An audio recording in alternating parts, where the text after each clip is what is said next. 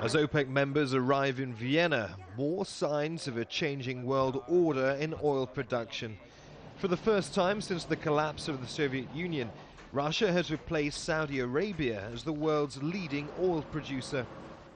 It leaves OPEC unsure of just how effective any collective action by the 13-member state organization can be over the global economic crisis.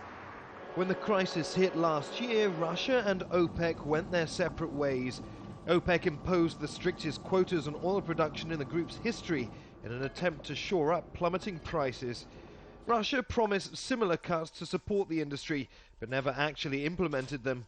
Instead, Moscow surprised investors by keeping production high, exploiting OPEC production cuts to gain the market share.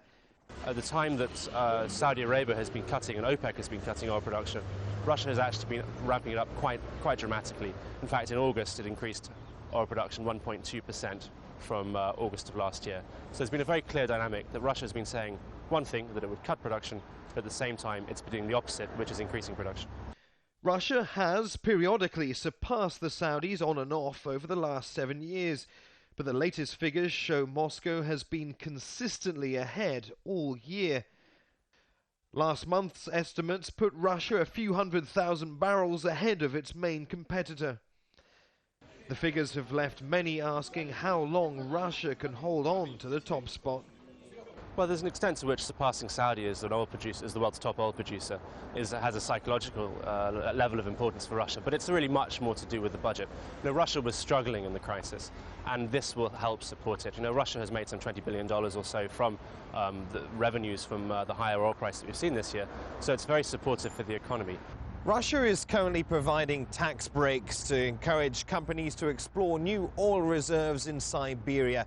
And in Russia's Far East, a new pipeline is under construction that needs oil to fill it. When completed, it will supply China and the entire Pacific region. For a number of years now, Russia has got used to the position of the world's #1 gas supplier. But all signs indicate that the title of the world's biggest oil producer is something Russia is determined to hold on to. Neave Barker, Al Jazeera, Moscow.